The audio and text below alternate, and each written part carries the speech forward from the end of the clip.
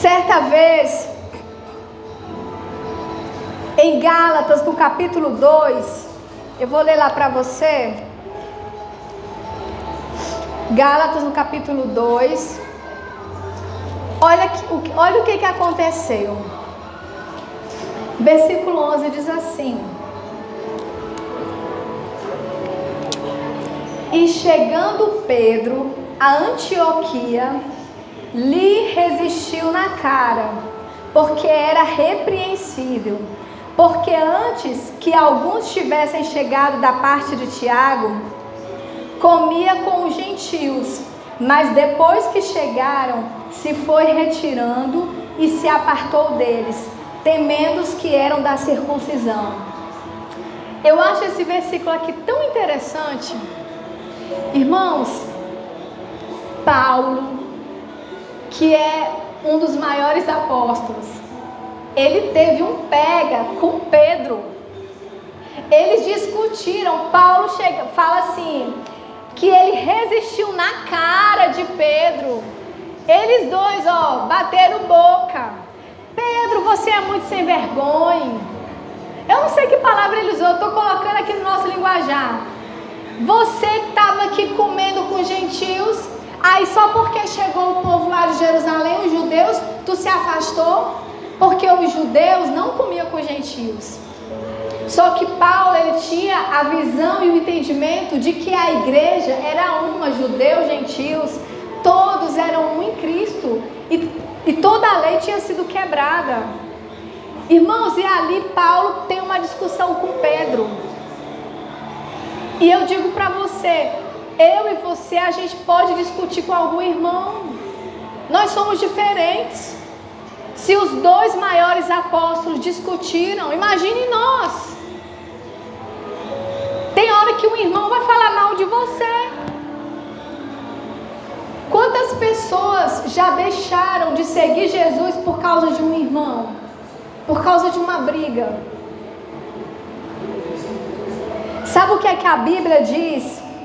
Lá em Apocalipse, que as muralhas da Nova Jerusalém têm 12 fundamentos. É como se fossem colunas. E nesses fundamentos está escrito o nome dos 12 apóstolos. Pedro tem um fundamento com o nome dele. Já pensou se Pedro tivesse ficado tão zangado com Paulo? Paulo era perseguidor da igreja. Chegou agora e quer mandar em mim. O principal apóstolo que Jesus confiou a mim, o ensinamento da igreja. Quem é você, Paulo, para mandar em mim? E se ele tivesse saído da igreja por causa dessa briga? Irmãos, ele iria perder o nome dele na estrutura das muralhas da Nova Jerusalém por causa de uma briga. E tem pessoas na nossa geração e em todas as gerações que saíram da igreja por causa de uma discussão. E se Paulo tivesse falado assim, na briga, Pedro tivesse revidado e Paulo ficado zangado, e Paulo falasse assim, olha, estou voltando a ser fariseu, vou voltar lá para o meio dos judeus, essa igreja aqui é uma bagunça. Nós não teríamos as cartas de Paulo, nós não teríamos alcançado a Ásia e o mundo, porque o ministério de Paulo foi grandíssimo. Você entende que uma pequena discussão, desentendimento, pode mudar tanta a história? Irmãos, às vezes a pessoa, ela fica com raiva de uma situação e ela se fecha para sempre. E se torna um desigrejado. Ou alguém frutífera dentro da igreja, porque teve uma discussão com o irmão. Então, eu trouxe essa palavra para a gente amadurecer. E graças a Deus, o tempo que eu estou aqui, eu nunca vi assim, um irmão saindo da igreja por uma discussão. Mas isso aqui é para a gente guardar para sempre. E para ensinar os novatos de que na igreja tem pecado, Na igreja tem falha, na igreja tem discussão, porque nós não somos perfeitos ainda. Mas na igreja tem perdão, tem arrependimento, tem puxão de orelha, tem palavra de exortação. Irmão, se Jesus fosse descartar toda ovelha que falha, ele não teria nenhuma. Então, vamos caminhar rumo ao céu. E quando acontecer alguma coisa entre você e alguém, caminhe, peça perdão, perdoe e vamos avançar. Porque a gente não pode olhar para trás. A gente não pode se agarrar a essas coisas. E se você conhece alguém de uma outra igreja que está desistido, que está desviado, eu já ouvi muito desviado falar isso. Eu saí da igreja porque fulano de tal me magoou. Repassa isso para ele. Paulo magoou Pedro, e daí? Somos diferentes, vamos avançar. O reino é mais importante. O que nos une é maior do que as nossas diferenças. Irmãos, e não comente nas brigas de internet. Quando você vê um pastor vacilar, um cantor pecar, um escândalo, ore.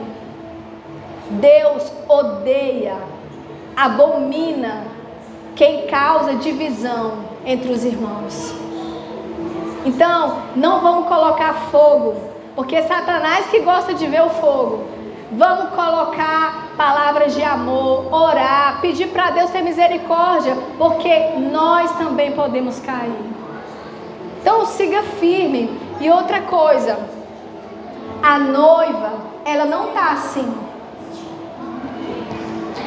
Você acha que a noiva está desse jeito? A noiva de Jesus está desse jeito assim? A noiva está assim. Então, a gente não tem que olhar para o irmão, olhar para o pastor. A gente não fica olhando para o nosso corpo como noiva. Olha aqui esse dedo. Esse dedo escandalizou. A gente olha para o noivo, a gente olha para cima. Então a noiva, ela não está assim, escrava de olhar para si mesma. Ela está olhando para cima, para aquele que é perfeito. E ele nunca vai nos decepcionar.